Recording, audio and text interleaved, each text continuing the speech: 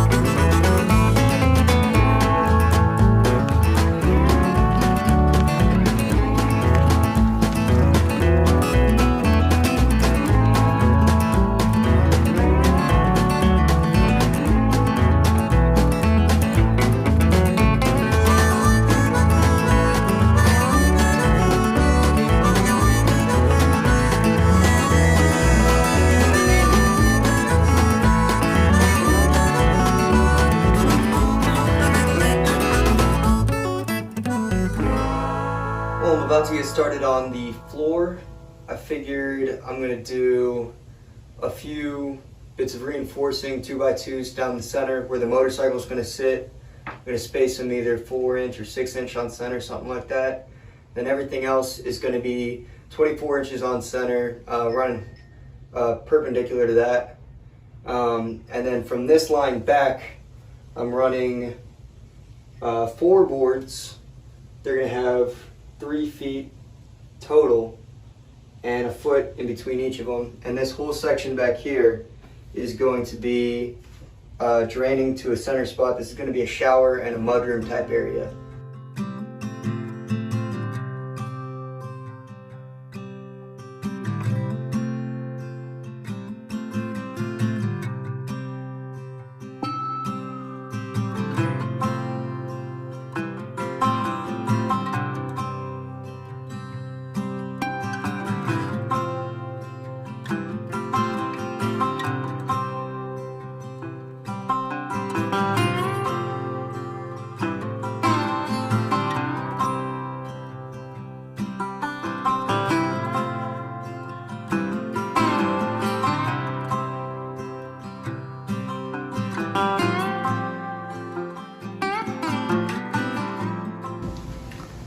Took a break and did some thinking.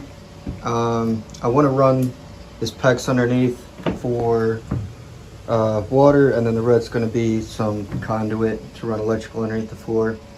So I want to add some reinforcing right next to it just so never put any weight on the PEX.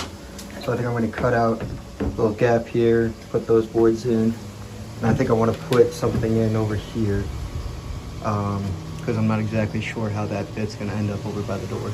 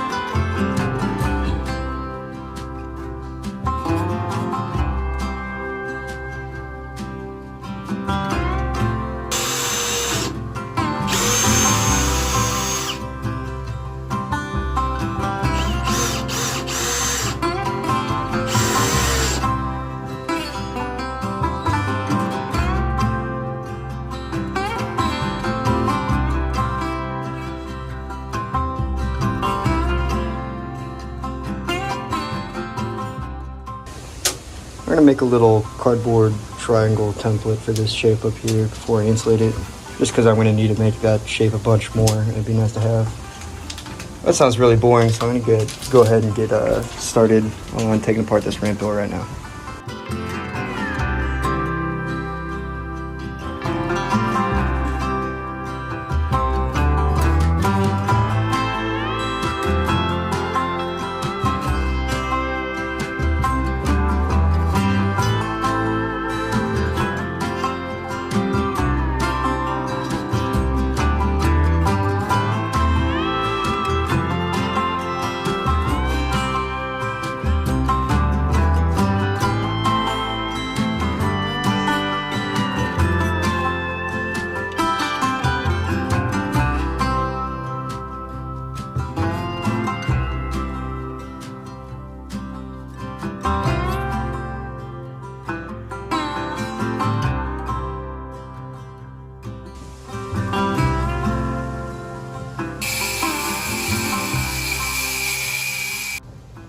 For the portholes in the back, I was hoping that I wouldn't have to make this kind of stuff here, this blocking, because I thought I would be able to just put it on through to the actual plywood that's on the ramp door.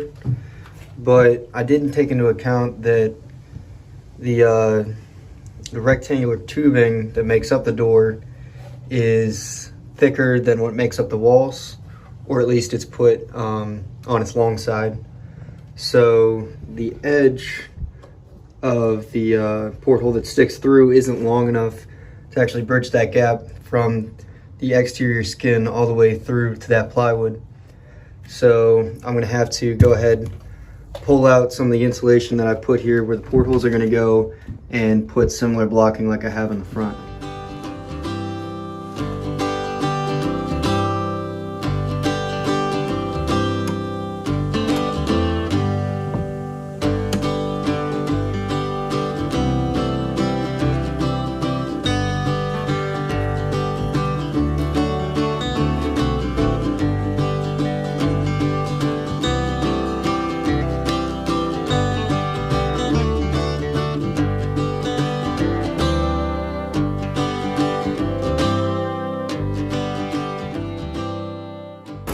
I've got the trailer hooked up to the car right now because I'm trying to test out the electrical before I get in there and start cutting wires. Hood's open because one of the fuses was blown out and I had to plug and play to get everything working. See, the light down there isn't working, but we get the wire poked, and if you can see that, yeah. So we got power in the line, just a burned out bulb. The trick is to remember to put these back where they're supposed to go so the car runs right. I think I'll put this one over here. Maybe put this one back over here. That should work.